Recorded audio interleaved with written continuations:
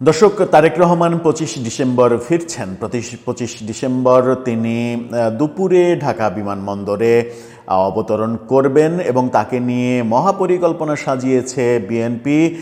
কি পরিকল্পনা করছে বিএনপি সেটা নিয়ে যেমন আলোচনা করব, তেমনি বেগম খালেদা জিয়ার শারীরিক অবস্থার আপগ্রেড আজকে ডাক্তার কি দিলেন সেটাও আলোচনায় থাকবে।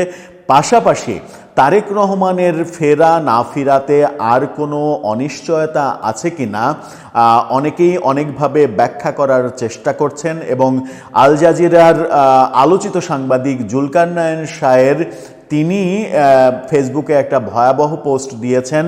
সেই পোস্টে তারেক রহমানের ফেরা আটকাতে নানা ধরনের ষড়যন্ত্র দেশের মধ্যে চলছে, রাজনৈতিক কর্মকাণ্ড চলছে, সেরকম কথা তিনি যখন বলছেন তখন ব্যাপারটা এখনও ধোঁয়াশাপূর্ণই মনে হচ্ছে। সেই আলোচনাই করব এই ভিডিওতে। থাকবেন পলিটিক্স টিভির নিয়মিত আয়োজনে।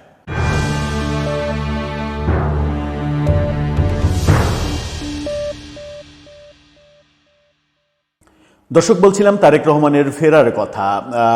খবর যেটা বলছে, গণমাধ্যমের শিরোনামটা দেখে নিতে পারেন। সেখানে বলা হচ্ছে তারেক রহমান 25 তারিখেই ফিরছেন, সাথে তার মেয়ে জাইমা রহমানও থাকছেন।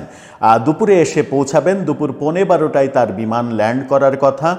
বিমানবন্দরের নিরাপত্তা ব্যবস্থা আজকে বিএনপির পক্ষ থেকে পরিদর্শন করা হয়েছে এবং নতুন তথ্য যেটা সেটা হচ্ছে যে বিমানবন্দর থেকে তিনি এভার কেয়ারে যাবেন, এভার কেয়ারে মাকে দেখবেন। এরপরে রাজধানীর 300 ফিটের যে রাজকীয় রাস্তা তৈরি রয়েছে সেই 300 ফিটে তাকে সম্বর্ধনা দেয়া হবে। 300 ফিটে ব্যাপক আয়োজন করা হবে।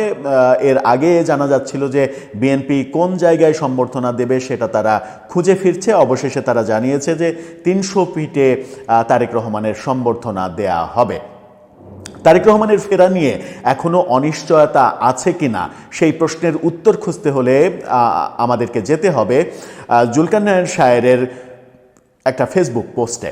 তিনি গতকালকে একটা ফেসবুক পোস্ট দিয়েছেন।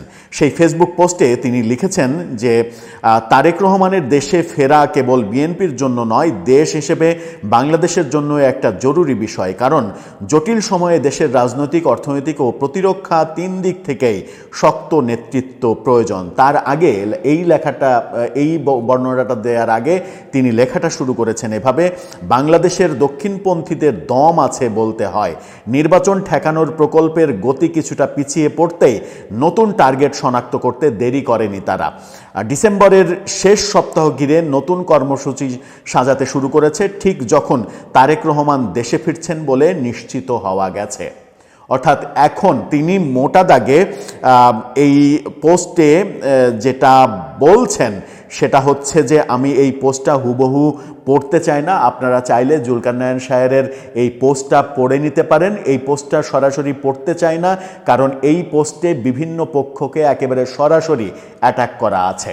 আমি সেই হুবহু পড়তে চাই না, শুধুমাত্র বলতে চাই যে বাংলাদেশে এই মুহূর্তে যে ভারত বিরোধী আন্দোলন চলছে এবং ভারত বিরোধী ন্যারেটিভ তৈরি করা হচ্ছে, এই ন্যারেটিভ এবং এই আন্দোলনের মূল কারণ তারেক রহমানের ফেরার ব্যাপারটা বাধাগ্রস্ত করা, সেটা দাবি করছেন তিনি বলছেন যে ভারত বিরোধী আন্দোলন করা, ভারতের হাইকমিশন অভিমুখে যাত্রা করা, ভারতের 7 সিস্টার্স ভেঙে গুড়িয়ে দেয়া, এই ভারত থেকে আলাদা করে দেয়া, এই ধরনের যা কর্মকাণ্ড চলছে সেই কর্মকাণ্ডটা মূলত ডিসেম্বরের শেষ দিকে এসে এটা করা হচ্ছে তারেক রহমানের ফেরাটা অনিশ্চিত করার জন্য।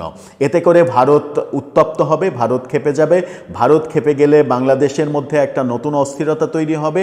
সেই অস্থিরতার মধ্য দিয়ে তারেক রহমান দেশে ফিরতে সাহস পাবেন না, আবার নতুন করে নিরাপত্তার সংকট তৈরি হবে। সেই দাবিটা তিনি করছেন এবং তিনি এটাও বলছেন যে এখানে ভারতও পাশাপাশি নতুন একটা ভাবনার জায়গা তৈরি করতে পারবে যে তারেক রহমানকে তারা এত বড় বাংলাদেশের এত বড় নেতৃত্বের জায়গায় দেখতে চায় কি দেখতে চায় না। এবং তিনি এটাও মানে প্রত্যক্ষ পরোক্ষভাবে বলার চেষ্টা করছেন যে ভারতও সম্ভবত চাইবে না তারেক রহমান একটা অবিসংবাদিত জায়গায় বাংলাদেশে চলে যাক, যেটা তিনি ফেরার পরে তৈরি হওয়ার সম্ভাবনা রয়েছে। সব মিলিয়ে তিনি বলছেন যে বাংলাদেশে ভারত বিরোধী যে প্রোপাগান্ডা, যে চর্চা, যে আন্দোলন, যে কথাবার্তা যেগুলো হচ্ছে সেগুলো সবই প্ল্যানিং ওয়েতে হচ্ছে, সুদূর প্রসারী একটা প্ল্যান করে তারেক রহমানের দেশে ফেরা ঠেকাতে এবং বিএনপির বিরুদ্ধে ষড়যন্ত্র করার জন্যই এটা হচ্ছে, এই দাবি জুলকারনাইন শাহের করছেন। আমি জানি না এই দাবির পেছনে যুক্তি কতটা রয়েছে, যদিও তিনি নানাভাবে যুক্তি দিয়ে বোঝানোর চেষ্টা করেছেন। আপনারা চাইলে তার পোস্টে গিয়ে এই লেখাটা পড়ে নিতে পারেন। আমরা খুবই সেন্সিটিভ লেখা, এই কারণেই আপনাদেরকে হুবহু পড়ে শোনালাম না, জিসটুকু বলার চেষ্টা করলাম।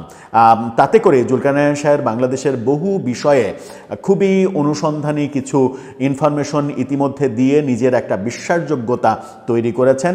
সেই বিশ্বাসযোগ্যতা যদি তার এই লেখার ক্ষেত্রে থাকে তাহলে এটা একটা মারাত্মক ব্যাপার হয়ে যেতে পারে। দর্শক, আপনার ভাবনা কি এ ব্যাপারে জানিয়ে লিখতে পারেন আমাদের কমেন্ট বক্সে।